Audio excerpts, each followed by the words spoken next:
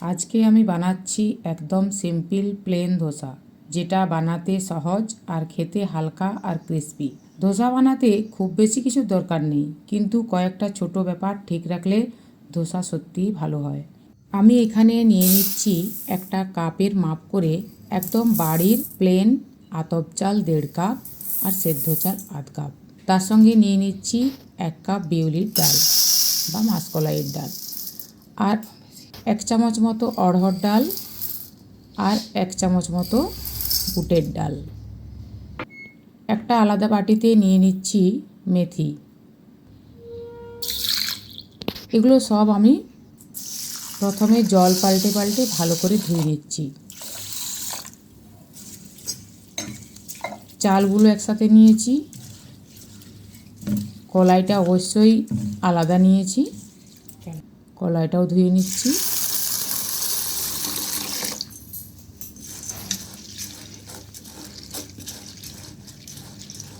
এগুলো ধোয়া হয়ে গেছে। এরপর পরিষ্কার জল দিয়ে ভিজিয়ে রাখবো। ভিজিয়ে রাখতে হবে 7 থেকে 8 ঘন্টা।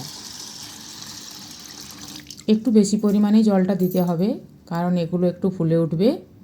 আর মেথিটা একটা আলাদা বাটিতে করে নিয়েছি। এরপর এগুলো ঢেকে রেখে দিলাম 8 ঘন্টার জন্য। 8 ঘন্টা পর দেখুন চালগুলো কতটা ফুলে উঠেছে।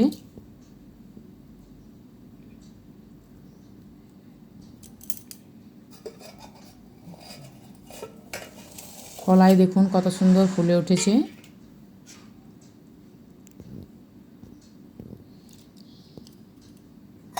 আর মেথি দানাগুলো বেশ ভালোভাবে ফুলে উঠেছে। এখানে কলাই আর মেথি দানার জল ফেলবো না, ওগুলোই ব্যবহার করব, চালের জলটা ব্যবহার করব না।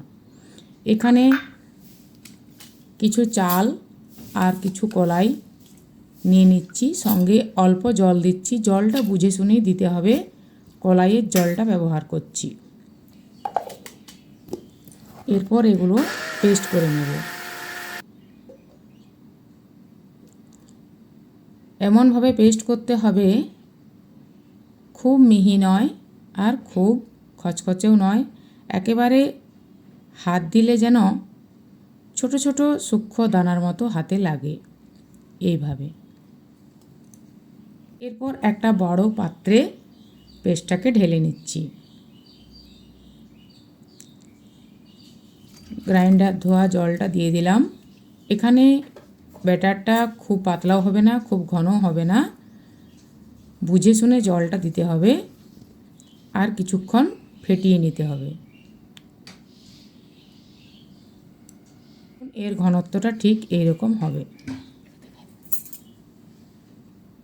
আর এই ব্যাটারটা শীতকাল হলে 12 ঘন্টা তো লাগবেই, আর গ্রীষ্মকাল হলে 10 ঘন্টার মধ্যে হয়ে যায়।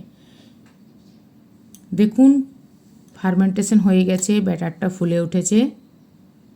এরপর এই ব্যাটারটাকে বেশ কিছুক্ষণ ফেটিয়ে নিতে হবে। বেশ কিছুক্ষণ ফেটিয়ে নিলাম। জলের প্রয়োজন হলে এখানে একটু জল দিয়ে দিতে হবে। আর আমি এখানে ধোসাটা আরও ক্রিস্পি করার জন্য অল্প চিনি গুঁড়ো ব্যবহার করছি, সাথে দিয়ে দিচ্ছি স্বাদ মতো লবণ। আবার ভালোভাবে মেখে নিচ্ছি। এদিকে তাওয়াটা সিজনিং করার জন্য আমি একটা বাটিতে জল নিয়েছি, জলের মধ্যে অল্প তেল দিয়ে দিচ্ছি। আমি এখানে একটা বাটি নিয়েছি, বাটিটার নিচটা অবশ্যই ফ্ল্যাট হতে হবে। ডাবু দিয়ে বা বাটি দিয়ে দুটোতেই করা যাবে। আমি এখানে লোহার তাওয়া গরম করছি।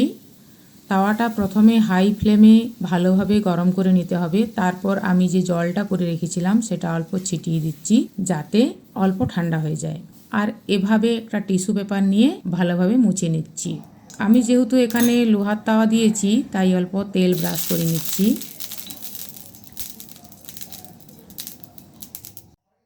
এরপর আমি প্রথমে ডাবু দিয়ে দেখাচ্ছি, আর এইভাবে একদিকে এইভাবে ডাবুটা ঘোরালেই তৈরি হয়ে যাবে ধোসা।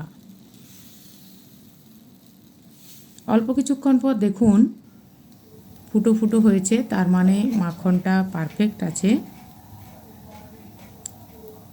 এরপর এটাকে আরও ক্রিস্পি করার জন্য তেল দিয়ে দিচ্ছি।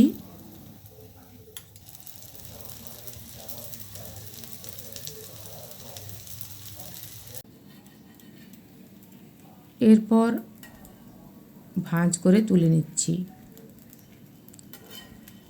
দেখুন কত মুচমুচে হয়েছে। আর বাটি দিয়েও দেখাচ্ছি, বাটিটা এইভাবে একদিকে ঘোরালেই বেশ সুন্দরভাবে হয়ে যাবে। আবার একটু উপরটা একটু শুকিয়ে শুকিয়ে এলেই এর মধ্যে তেল দিয়ে দিচ্ছি।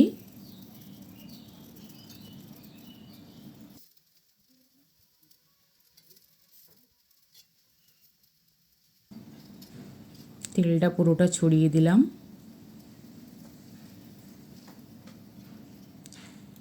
দেখুন নিচটা কালার ধরে গেছে।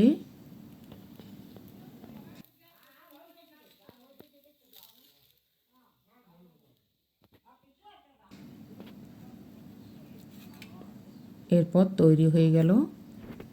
এইভাবে প্রত্যেকটা ধোসা বানিয়ে নেব।